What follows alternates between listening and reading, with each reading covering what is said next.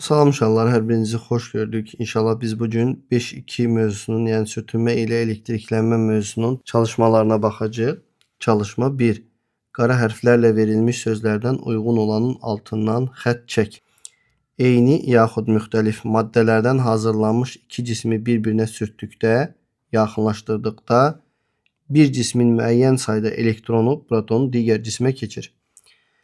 Bir cismin yalnız elektronları sürtünmə nəticəsində başqa cismə keçə bilər. Əvvəlcə elektron sözünün altından xətt çəkək və bu yaxınlaşdırıldıqda olmur, sürtüldükdə olur. O zaman sürtünmə sözünün də altından xətt çəkək.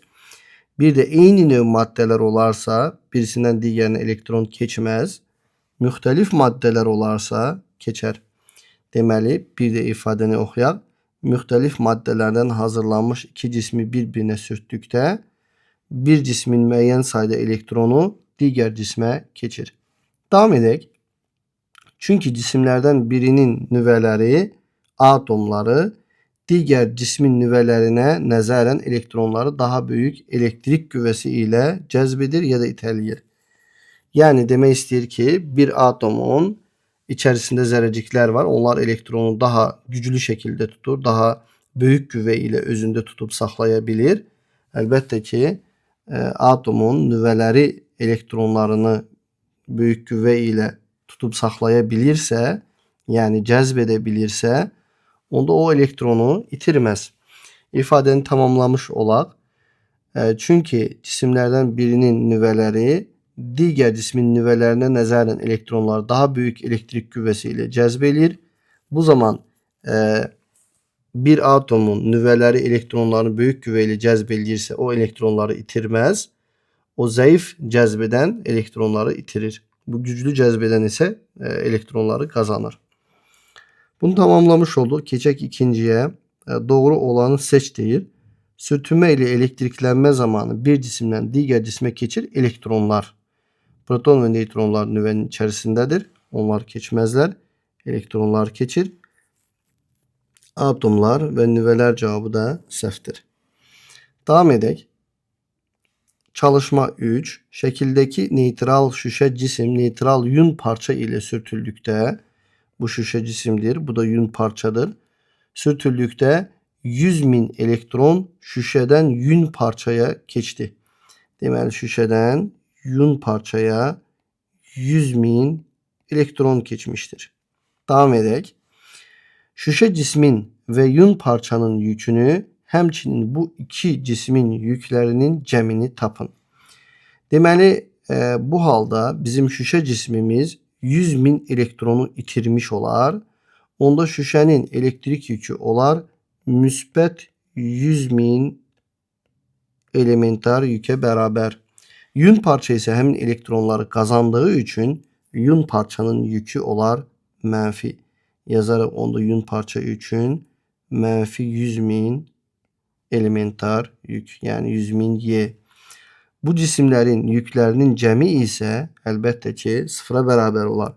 Müsbət 100.000 ilə mənfi 100.000 cəmi sıfıra bərabər olur. Çünki onlar qabaqcadan, yəni əvvəlcədən neytral idi. Neytral şüşə ilə neytral yun parçasını sürtmüşdük. Bu yüklərin cəmi isə sıfıra bərabər olar. Yəni 100.000 Y üstə gəl mənfi 100.000 Y bərabərdir 0 olar. Davam edək. Plastmas cisim ipək parça ilə sürtüldükdə elektronlar ipək parçadan plastmas cismə keçir. Bunun səbəbi aşağıdakılardan hansıdır? Bu isə önəmlidir. Zərrəciklərimiz ipək parçadan plastmas cismə keçir. Bir ipək parçanın elektronları cəzb etdiyi elektrik qüvvəsi plastmas cismin elektronları cəzb etdiyi elektrik qüvvəsindən böyükdür. Belə olsaydı ipək parçaları elektronları itirməzdi. Çünki ipək parçadan plastmasa keçir. O zaman bir yanlışdır. Avtomatik olaraq ikinci doğru cavab götürə bilərik. Hər ehtimalı qarşı oxuyaq. Plastmas cismin elektronları cəzb etdiyi elektrik qüvvəsi ipək parçanın elektronları cəzb etdiyi elektrik qüvvəsindən daha böyükdür. Əlbəttə ki, bu bizim düzgün cavabımız olar. Davam edək. Çalışma 5. Birinci sütunda verilən cisimləri ikinci sütunda verilən cisimlərdən hansılarla sürtüldükdə elektriklənmə baş verməz? uyğun xanaları xətlərlə birləşdir. Eyni növ maddələr bir-biri ilə sürtüldükdə və yaxud da onlar bir-birinə sürtsək, onda yüklənmə baş verməz. Yəni şüşəni şüşə ilə sürtdükdə elektriklənmə baş verməz. Yunu yuna sürtdükdə elektriklənmə baş verməz.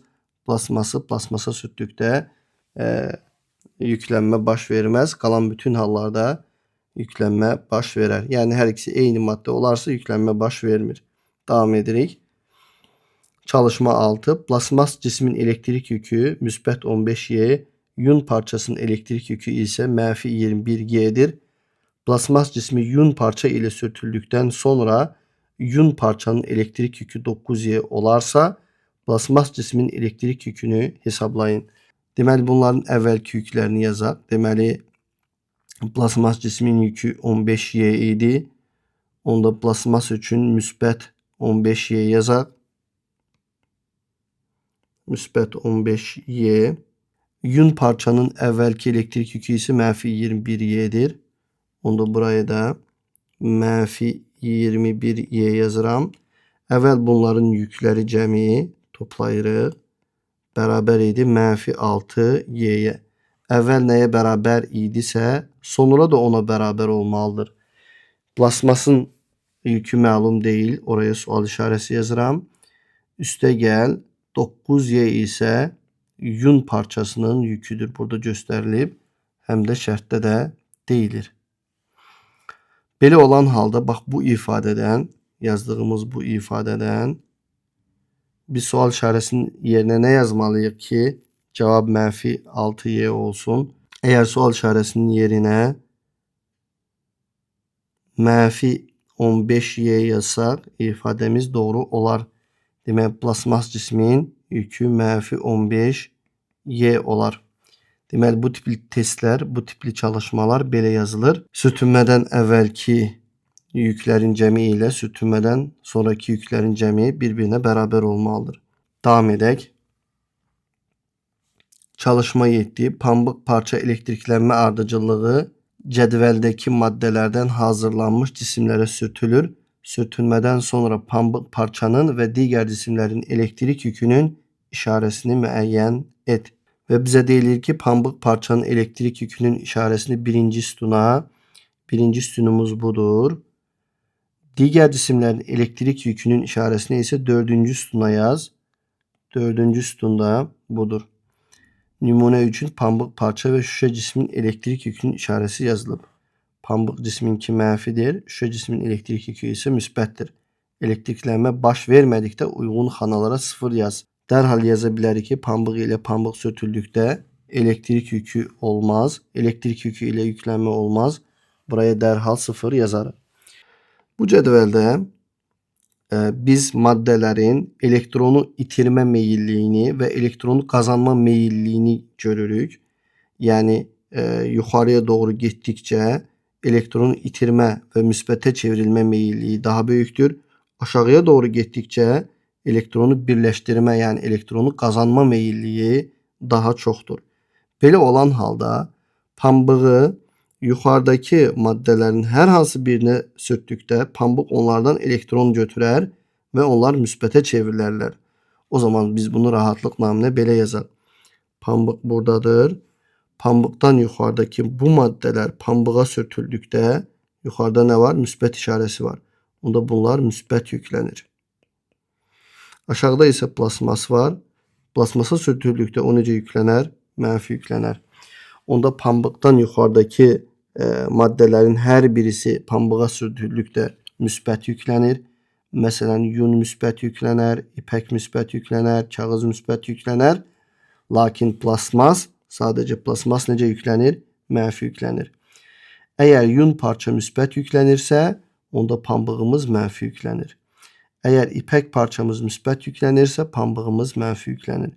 Əgər kağız müsbət yüklənirsə, onda pambığımız mənfi yüklənir. Əgər sağ tərəfdəki pambıq yüklənmirsə, onda sol tərəfdəki pambıq da yüklənmir. Plasmas mənfi yüklənirsə, onda pambıq müsbət yüklənir. Davam edək.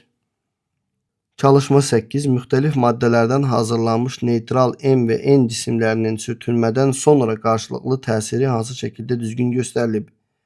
Eğer cisimlerimiz müxtəlif maddələrdən hazırlanmışsa, bu zaman onlardan birisi elektronlarını itirər, müsbət yüklə yüklənər. O birisi isə həmin cismin elektronlarını özünə birləşdirər, yəni elektronları qazanar, mənfi yüklə yüklənər. Yəni biri müsbət, biri mənfi yüklə yüklənmiş olur.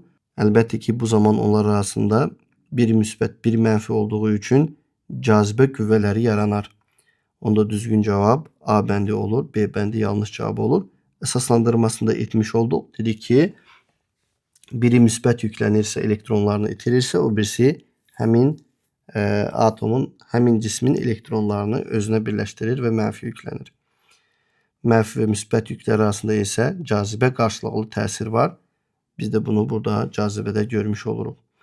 Davam edək. Çalışma 9. Müxtəlif maddələrdən hazırlanmış cisimlərin kütləsi sürtünmə ilə elektriklənmə zamanı dəyişirmi? Cavabını əsaslandır. Bəli, bir maddəni başqa bir cismə sürtdükdə o elektronlarını itirir. Elektronların müəyyən qədər kütləsi var, düzdür, çox cüzi kütləsi var. Amma müəyyən dərəcədə çox cüzi də olsa kütlələri dəyişir. Çünki elektronları itirirlər. Hər itirilmiş elektronun çox az da olsa bir kütləyə malik olduğunu bilirik. Onda düzgün cavabımız bəli olar. Davam edək. Test 10.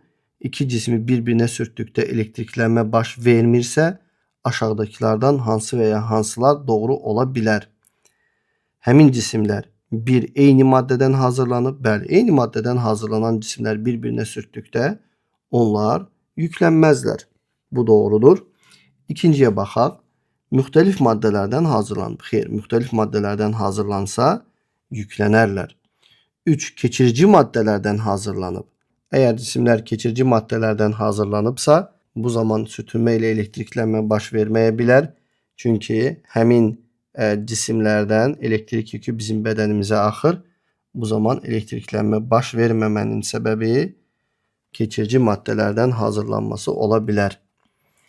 Dielektrik maddələrdən hazırlanırsa isə bir-birinə sürtüldükdə biri elektronları itirər, o birisi isə həmin elektronları özünə cəzb edər, qazanar.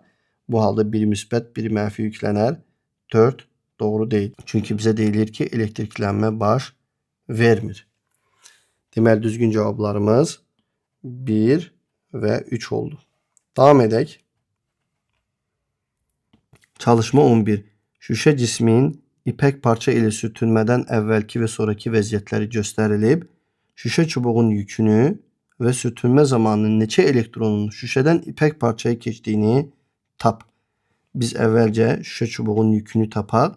Bilirik ki, sürtünmədən əvvəl yüklərin cəmi sürtünmədən sonraki yüklərin cəminə bərabər olmalıdır.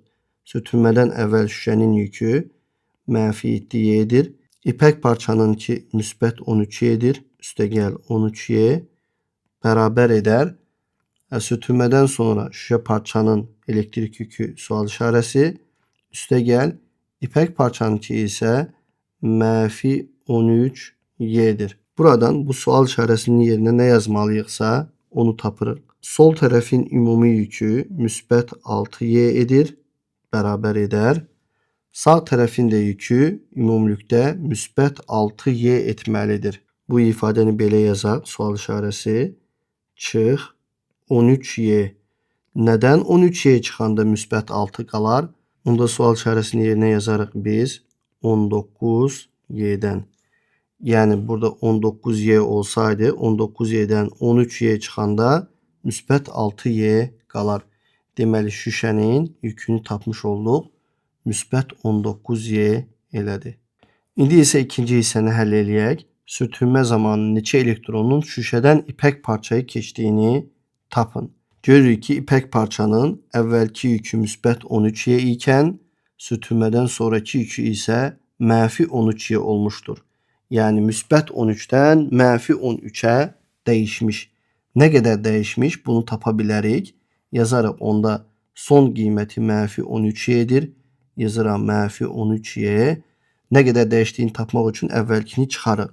Çıx müsbət 13y. O da bərabərdir. Mənfi 13y'ni saxlayıram. Çıx. Çünki müsbət ilə mənfi hasili bizə mənfini verir. 13y. o da bərabərdir mənfi 26y. Deməli, bizim ipək parçanın yükü müsbət 13 ikən mənfi 13'e çevrilmiştir. Yəni özünə, yəni mənfi 26y qədər dəyişmişdir. Deməli özünə 26 elektron birləşdirmişdir. Bu halda biz deyə bilirik ki, şüşə 26 elektronu itirmiştir. İpək parça isə 26 elektronu özünə birləşdirmişdir. Deməli şüşə çubuğun sonraki yükünü tapdıq. Müsbət 19y etdi. Burada tapdıq. Sürtünmə zamanı isə ipək parça 26 elektronu özünə birləşdirmiş oldu. Hər iki cavabı da tapmış olduq. Davam edək. Sonuncu çalışmanı oxuyuram. Çalışma 12. Şüşə çubuğu yun parça ilə sürtüldükdə elektronlar şüşə çubuqdan yun parçaya keçir. Elektronların yun parçadan şüşə çubuğa deyil, şüşə çubuqdan yun parçaya keçməsinin səbəbi nədir? Yəni şüşə çubuğu elektronları itirir, yun parça isə özünə birləşdirir. Səbəbi isə burada yazarsınız həmin səbəbi. Şüşə çubuğunun atomlarının nüvələri elektronları daha zəif cəzb edir. Yun parçanın atomlarının nüvələri isə elektronları daha güclü cəzb edir. Və bunlar bir-birinə sürtüldükdə zəif cəzb etmə nəticəsində şüşə çubuğunun nüvələri elektronları itirir və onlar yun parçaya birləşmiş olur. Bugünlük bu qədər. Sağ olun. İnşallah növbəti dərsdə görüşürüz.